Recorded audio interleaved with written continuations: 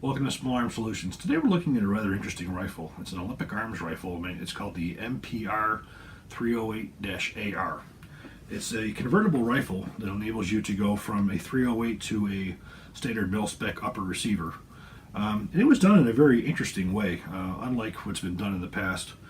Even though there's, for instance, Colt, for instance, with their modular rifle system, they've gone to make it so you can go from a 308 to a 5.56. It's similar in concept, but this is sort of a hybrid in between, I think, the Colt 901 as well as the DPMS Gen 2 in its execution. First, we want to talk a little bit about what makes this thing so different. First of all, when we look at the receiver, we see that we have a proprietary magazine. This is I believe it's supposed to be a 10-round magazine, but for my for my testing, I can only get 9 rounds in it, where it will cycle properly. As you can see, it's also single column, which is rather interesting as well. So, as a 308, it's not using an industry standard PMag or M14 type magazine. It's using a single column, steel magazine. When we look at the actual magazine wall itself, we see the way that it's cut. So we can insert the 308 magazine, pop that out, and then it's cut to take a standard M4 magazine and insert it. So one lower receiver takes both standard AR-15 magazine as well as the proprietary 308 magazine. This particular model is their bull barrel. It's their heavy barrel. It's also threaded for a sound suppressor as well.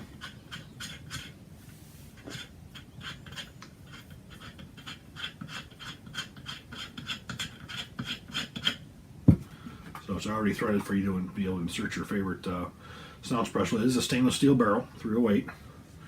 It's an aluminum handguard with 1913 rails quad. It is set up so you can actually place a Harris bipod on there too, or any other kind of a bipod. As far as controls is concerned, it's a standard M16 type rifle. You have a magazine catch, and we flip it over. Standard bolt catch location, standard safety selector, standard top charging handle.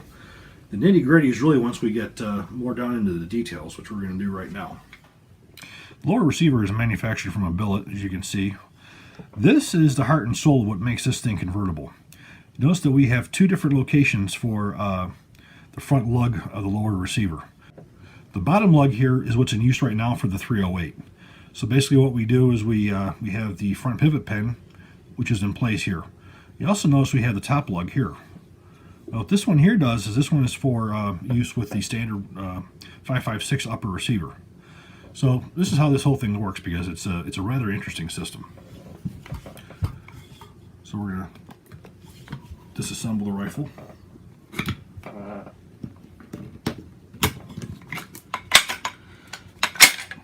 Now if you notice, we had to cam that off. You take a look at the buffer right here. This is part of the mechanism to make it work with both calibers. So we're using 1 buffer for 2 calibers. When this is to use the 308 bolt carrier, that will slide right over. So what that does is it takes up the space, so when you go back into the buffer, then it will not strike. It will stop it properly in the proper location, because you'll be able to see that this is a much longer bolt carrier than the 5.56. So then when we go to the 5.56 carrier, you're making up that ½ inch right there. So that gives you the extra space that you need to be able to go back. The bolt carrier is very interesting. So if you look at the size of it, the top we have a standard 308 bolt carrier group. Now we have the Olympic Arms, and now we have a standard 5.56. So you can see how the bolt carrier group has been severely shortened from the standard AR-10. And you can see how it's slightly longer for the over the 5.56. Again, you have this extra ½ inch is what this pin actually makes up for the difference of. The other thing that's very interesting about this is if you look at on the right here, you'll see an actual 308 bolt carrier. On the left is the Olympic Arms. Basically what you have is a standard 5.56 bolt that's been machined out to accept the 7.62. This, I have to be honest with you, sort of frightens me due to how little material is there. I haven't gotten enough rounds out of this to see for myself what the reliability is going to be of it, how strong it's going to be. But there are some things you should notice on there. If you look at the actual shape of the lugs, the lugs on the Olympic arms are totally rounded off for stress relief. So that's really the one thing that stood out the most to me was the fact that they actually made a 7.62 NATO bolt out of a 5.56. That's very unique. It's not so unique for as far as taking the carrier down, because as you can see, you sit right in the middle. This was done similarly on the DPMS Gen 2 when they wanted to make everything more slender.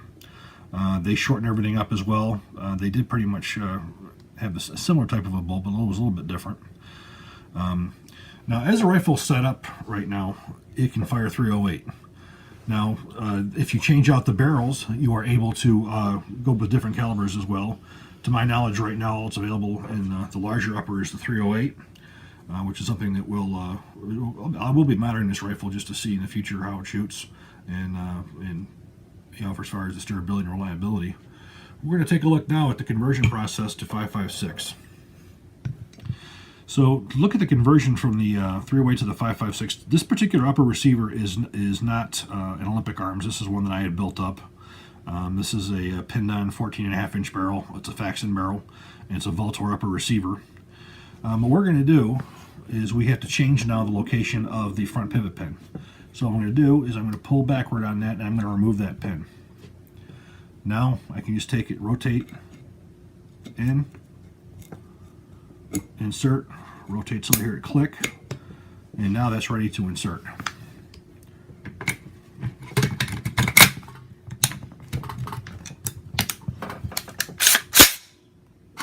So now we're ready to fire 5.56 millimeter. I fired, I probably would say at least 60 or 80, maybe even 100 rounds in the 5.56 mode. Not a single hiccup. Worked fine. The trigger is a mil-spec type trigger. Has a little bit of creep to it, but it's still what you'd say would be a standard mil-spec type trigger. So in this configuration, it works beautiful. No issues whatsoever. So now we're going to go back to the 7.62 magazine. Okay, so we're going to remove the front and rear takedown pin, lift that right off. Now we have to change the location of the front pivot pin. Pull inward, lift out, rotate so it's got the smooth end, push in. Now when we put this back in, we have to go up and in. We want to make sure that we want to make sure that the rear of that bolt carrier goes into that tab on the face of the buffer.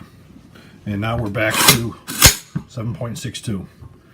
Take a closer look at this magazine. Again, I was able to fit 10 rounds in here, but it would it would not catch it. The round would not feed off of there. I take one round off, it fed fine. Other than that, there was no failures at all. Worked. I probably have put close to 50 rounds through it with no issues whatsoever. So this is definitely what you would say is the next step in modularity. It's definitely a unique way to go about doing it. It's really a benefit to having a rifle that will be able to convert like this. For instance, say you were a deer hunter or a hog hunter, and you wanted to switch over to small game, or you want to go into a target shooting, or even a lower level competition gun. Just like any other AR, any platform in this receiver, you're good to go. You want to go with 6.5 Grendel, you want to go 7.62x39, 6.8 SPC, 300 blackout. Any caliber that you can get in a standard mil-spec upper receiver assembly will work in this rifle. So the entire line of cartridges, even down to 22 long rifle. So you keep all that modularity that you would with a regular AR platform rifle. I'm sure as time goes on, we'll be seeing some more calibers coming out from Olympic Arms for this, so you make it even more modular. I see, I see additional upper receivers being sold.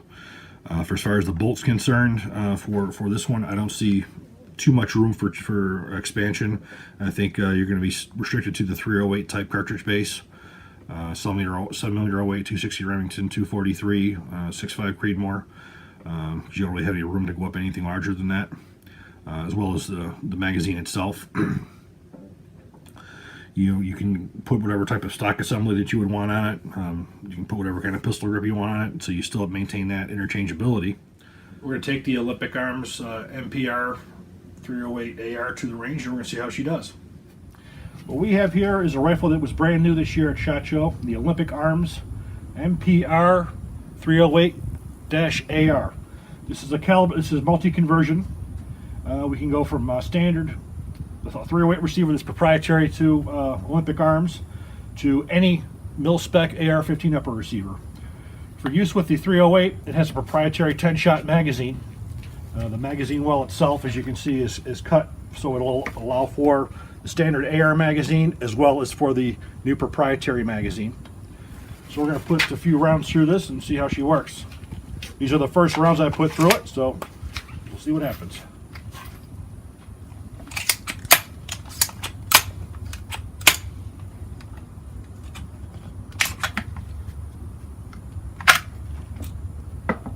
We're going to edit this.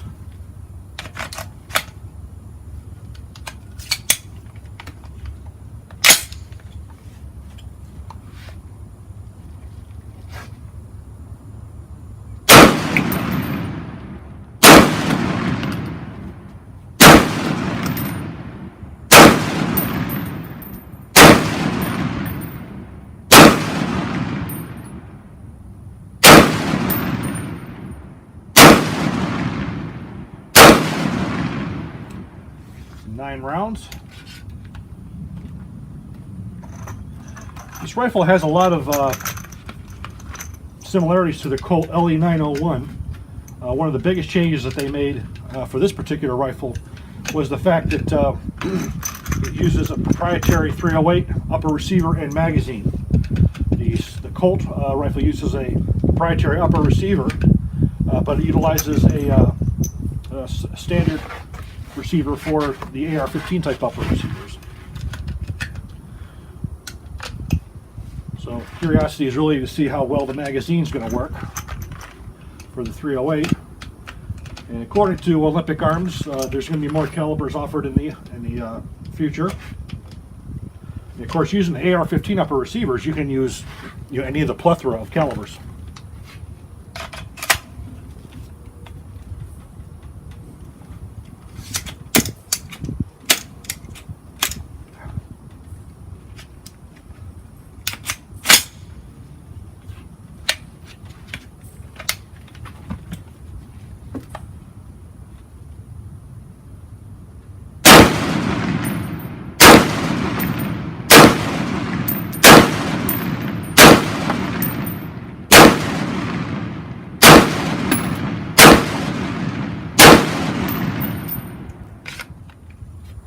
What we're going to do now is go through the conversion process from the 308 to the 5.56. Like usual, we're going to pop out the front and rear pivot pins.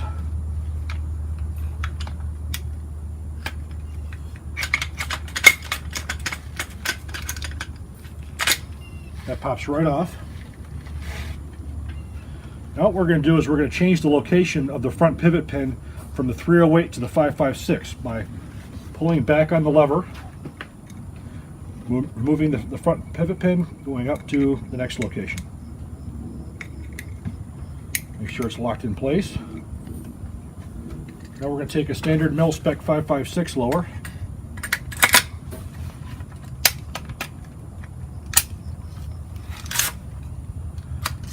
And now we're converted from 308 to 5.56. So now we're going to give a couple magazines a try.